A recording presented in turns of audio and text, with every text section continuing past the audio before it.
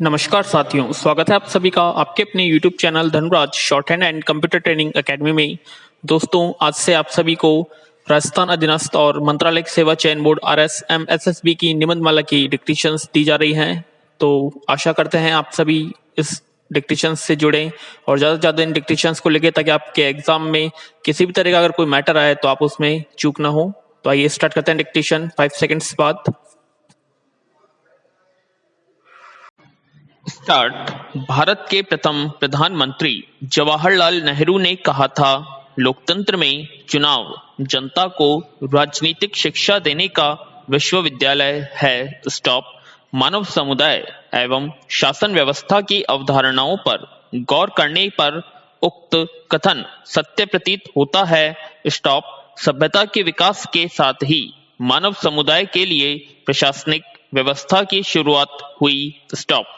प्रारंभ में शासन व्यवस्था के रूप में राजतंत्र की प्रमुखता थी। स्टॉप। इसमें राजा ही सर्वोपरि होता था। इस शासन व्यवस्था की सबसे बड़ी कमी यह थी कि प्राय इसमें आम जनता को अपनी बात रखने का अधिकार नहीं होता था। स्टॉप। मानव सभ्यता की जैसे जैसे प्रगति हुई, वैसे वैसे शासन व्यवस्था का स्वरूप बदलने लगा। पैरा। लोग धीरे धीरे राजतंत्र का विकल्प ढूंढने लगे। अंततः शासन व्यवस्था एक व्यक्ति के हाथ में न रहकर सारी जनता के हाथ में रहे, ऐसी व्यवस्था के रूप में प्रजातंत्र का प्रादुर्भाव हुआ। स्टॉप। इस शासन व्यवस्था में जनता अपने प्रतिनिधि का चुनाव बहुमत के आधार पर करती है। अमेरिकी राष्ट्रपति अब्राहम लिंकन ने प्रजातंत्र को परिभाषित करते हुए कहा था कि यह जनता का जनता के लिए जनता द्वारा संचालित होता है। चुनाव के संबंध में लिंकन ने कहा था, बैलेट की शक्ति बुलेट से कहीं अधिक होती है। पैरा। भारत में भी आजादी के बाद प्रजातांत्रिक पद्धति को अपनाया गया, जिसकी पृष्ठभूमि ब्रिटिश औपनिवेशिक काल में तैयार हो चुकी थी। स्टॉप। प्रजातांत्रिक प्रणाली में निष्पक्ष चुनावों की अनिवार्यता प्रजातंत्र की आधारभूत संकल्पना है। स्टॉप। भारत में विगत कुछ वर्षों से निष्पक्ष चुनाव को संपन्न कराने एवं लोकतांत्रिक प्रणाली को और अधिक सुदृढ़ता प्रदान करने हेतु चुनाव सुधारों पर चर्चा की जाती रही है। स्टॉप। इसी क्रम में चुनाव संबंधी एक विशेष मुद्दा, एक देश एक चुनाव, एक महत्वपूर्ण चर्चा का विषय बनकर उभरा। पैरा। एक देश एक चुनाव लोकसभा और राज्यों की विधानसभाओं का चुनाव एक साथ करवाने का एक वैचारिक उपक्रम है। स्टॉप। इस मुद्दे पर चुनाव आयोग, नीति आयोग, विधि आयोग तथा संविधान समीक्षा आयोग विचार कर चुके हैं। स्टॉप।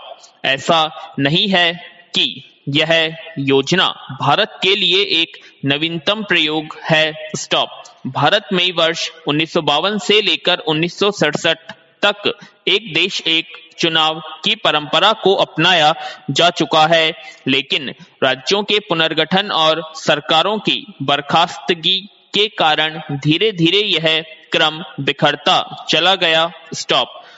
भारत के अतिरिक्त अन्य कई देशों में भी इसका प्रावधान है, जैसे स्वीडन, ब्रिटेन, दक्षिण अफ्रीका, इंडोनेशिया, जर्मनी आदि। स्टॉप। स्वीडन इस पद्धति का आदर्श उदाहरण है, जहां राष्ट्रीय प्रांतीय चुनाव के साथ ही स्थानीय निकायों का चुनाव भी प्रत्येक 4 वर्ष के अंतराल पर एक निर्धारित समय पर करवाया जाता है। स्टॉप।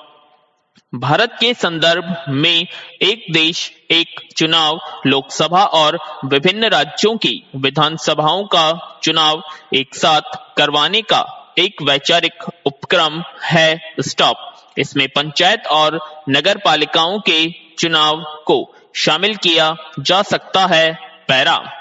लोकतांत्रिक देशों में चुनाव को लेकर लोकतंत्र का सबसे बड़ा उत्सव माना जाता है। स्टॉप। यदि हम देश में होने वाले चुनावों पर नजर डालें तो पाते हैं कि प्रत्येक देश वर्ष के लिए किसी न किसी राज्यों में चुनाव होते रहते हैं। स्टॉप।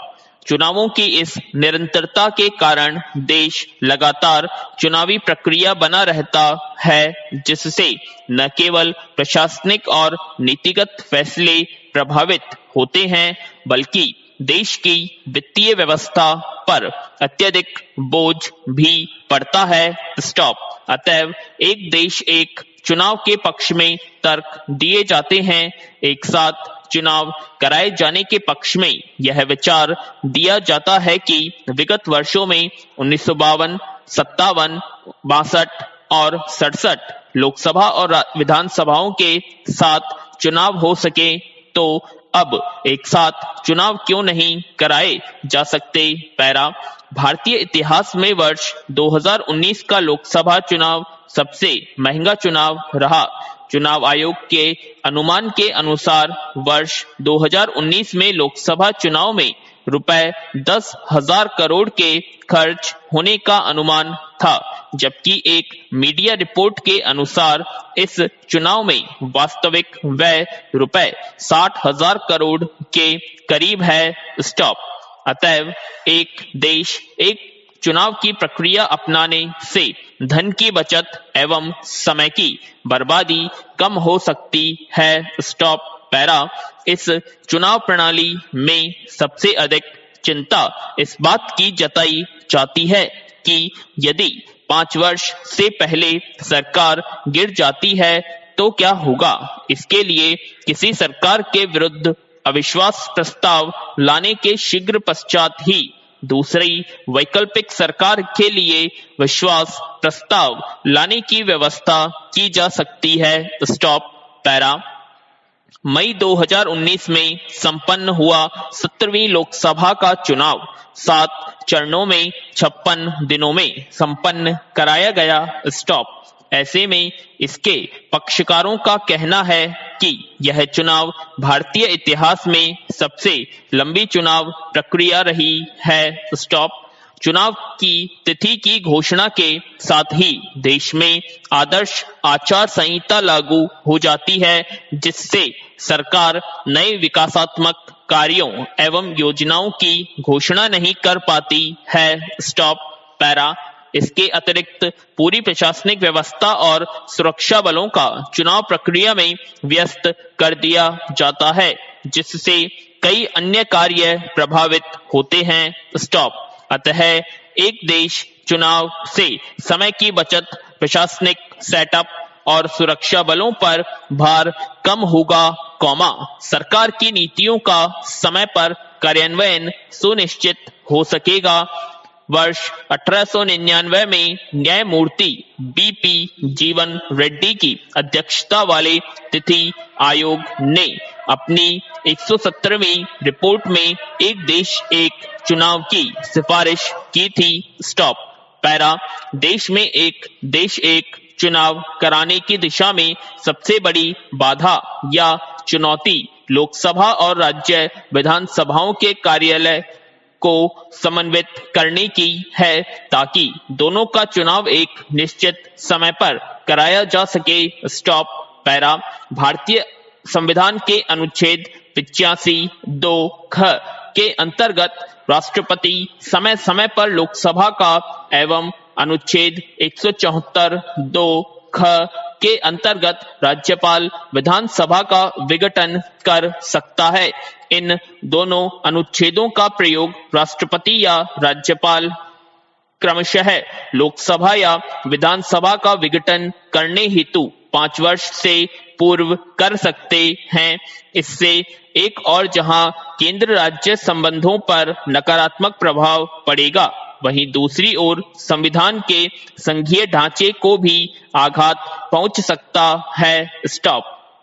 इसी प्रकार अनुच्छेद 352 के अंतर्गत राष्ट्रीय आपात के कारण लोकसभा के कार्यकाल में वृद्धि हो सकती है तथा अनुच्छेद 356 के अंतर्गत राज्यों में संवैधानिक तंत्र की विफलता और राष्ट्रपति शासन लगने के कारण एक साथ चुनाव कराने में कठिनाई उत्पन्न होगी। पैरा आलोचकों का यह भी कहना है कि एक साथ चुनाव में धन के व्यय को रोका नहीं जा सकता। विधि आयोग के अनुसार यदि वर्ष 2019 के चुनाव इसी प्रणाली से कराए गए तो केवल नई ईवीएम मशीनों को खरीदने हेतु लगभग रुपए 4500 करोड़ की आवश्यकता होती। पैरा एक देश एक चुनाव के विरोध में विशेषज्ञों का कहना है कि हमारे संविधान का मूल ढांचा संघीय है। स्टॉप।